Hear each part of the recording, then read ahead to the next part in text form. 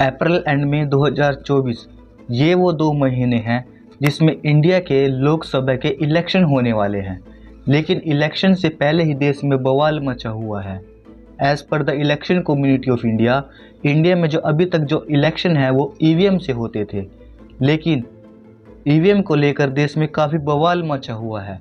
Supreme court के lawyers Bhanu Pratap Singh ने तो पीएम नरेंद्र मोदी को ही चैलेंज कर दिया कि वो ईवीएम को हैक करके इलेक्शन जीतते हैं। आदमी कितना ही भी बड़ा तुर्रम खां क्यों ना हो, कितना ही भी इस देश की जनता उसको मानती हो, पसंद करती हो, प्यार करती हो, फिर भी सभी सीटें कोई नहीं जीत सकता। लेकिन प्रधानमंत्री मोदी दावा कर रहे हैं। क्यों दावा कर रहे हैं? क्योंकि उन्हें मालूम है ईवीएम उनके हाथ में है, इलेक्शन कमीशन उनकी जेब में है। सुप्रीम कोर्ट के लॉयर्स ने एक डेमो वीडियो भी दिखाया है कि कैसे ईवीएम हैक होती है।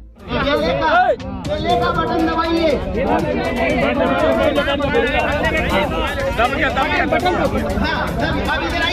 तो देखिए क्या छपा आपको, वोट हो गया पूरा, देखिए दबाने के बाद जो यहाँ पर। लेकिन इलेक्शन कम्युनिटी ऑफ इंडिया इसको डिनाइड करती है। उनका मानना है कि ईवीएम को हैक करना पॉसिबल ही नहीं है। लेकिन फिर भी सुप्रीम कोर्ट के लॉयर्स और कांग्रेस के नेता इसको मानने से इनकार करते हैं। लेकिन अगर ऐसा सच में है कि बीजेपी जो है वो ईवीएम को हैक करके इलेक्शन जीतती है, तो इसका असर आम जनता पर कैसा पड़ने वाला है, तो यही सब जानने की कोशिश करते हैं आज के इस वीडियो में। देश में ईवीएम को लेकर हंगामा मचा हुआ है। विपक्ष लगातार इस पर सवाल उठा रहा है। ईवीएम से नहीं बल्कि बैलेट पेपर से चुनाव कराने की मांग की जा रही है। जिस तरह से पुलिस हमें गिरफ्तार कर रही है और इलेक्शन कमीशन तक नहीं जाने दे रही, ये इस बात का सबूत है कि ईवीएम में गड़बड़ी है। आप नोटा पे डालो मैं ही जीतूंगा, आप गाड़ी पे कार पे डालो मैं ही जीतूंगा, आप हाथ पे डालो जीतेंगा तो कमल ही। ईवीएम हैक होने का मुद्दा जो है वो 2014 में ही उठ गया था, जब बीजेपी के इलेक्शन जीतने के बाद कांग्रेस ने अपने आप को लंदन प्रेस से अलग कर लिया था और इंडियन साइबर एक्सपर्ट्स ने क्लेम किया था कि 2014 के इलेक्शन में ईवीएम को हैक किया गया था और इन्वेस्टिगेशन की मांग की गई थी। और कुछ ऐसी ही बात हमें 2019 में भी सुनने को मिली थी।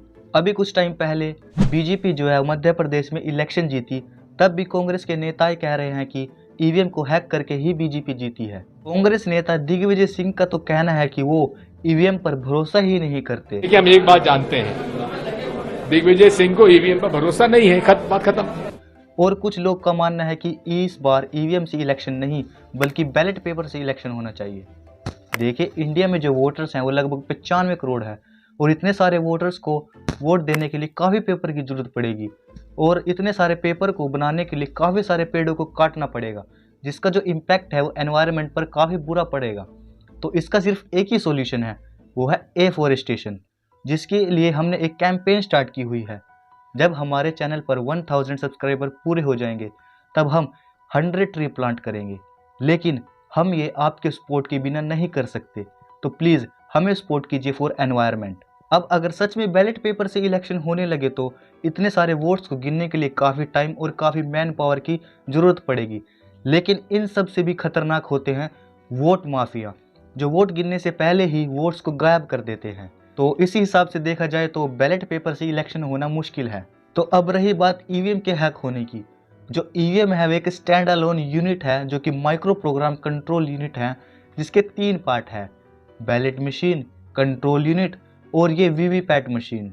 ईवीएम मशीन जो है वो ना तो किसी वाईफाई से कनेक्ट हो सकती है, ना ही किसी ब्लूटूथ से कनेक्ट हो सकती है और ना ही इसको किसी भी टाइप के इंटरनेट से एक्सेस किया जा सकता है। अब सुप्रीम कोर्ट के जो लॉयर्स है वो ईवीएम के हैक होने की बात इस वीवीपैट मशीन के कारण कर रहे हैं। दरअसल जब वोटर इस बैलेट मशीन से अपनी पसंद की पार्टी को वोट देता है तो इस वीवीपैट मशीन में उस पार्टी का लोगो 7 सेकंड तक दिखाई देता है, ताकि जो वोटर है वो सेटिस्फाई हो सके कि उसने अपनी ही पसंद की पार्टी को वोट दिया है। अब आप लोग जरूर सोच रहे होंगे कि जो वोटर है वो अपनी पसंद की पार्टी को मल्टीपल टाइम वोट दे सकता है, तो इस चीज़ में काम आती है ये कंट्रोल यूनिट।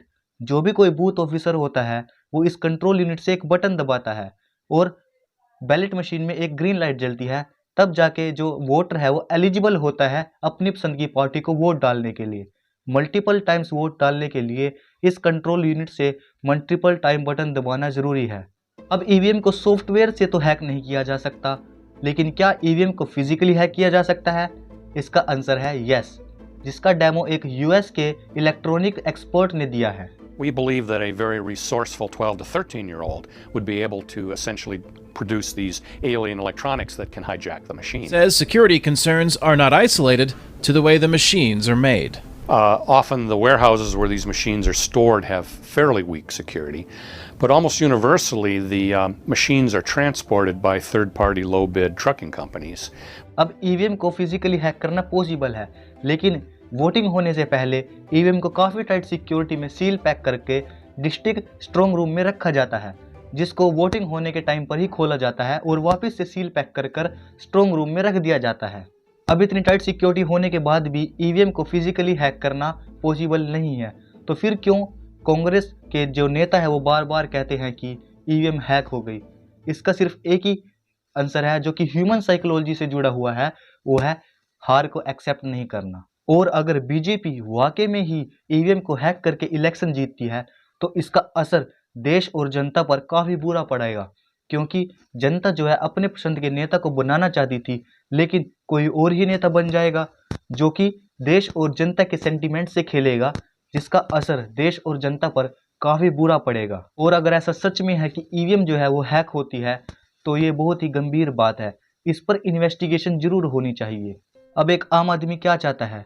वो वोट डालने से पहले सिर्फ इतना ही सोचता है, मैं जिसे वोट देने वाला हूँ वो इस बार कुछ अच्छा ही करेगा, महंगाई कम होगी, बेरोजगारी कम होगी, अच्छी शिक्षा मिलेगी, महिलाओं को सुरक्षा मिलेगी, आर्मी को पावर मिलेगी, हमारा देश दुनिया में सबसे नंबर 1 पर होगा। लेकिन अगर ऐसे ही ईवीएम हैक होने के मामले सामने आते रहे तो समझ लेना देश खतरे में है।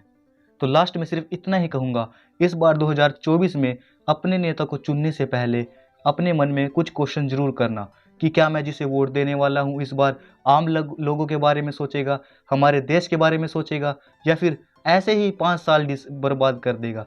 क्योंकि आप लोग जिसको चुनेंगे वो 5 साल तक आपका और देश का फ्यूचर डिसाइड करेगा। जय हिंद।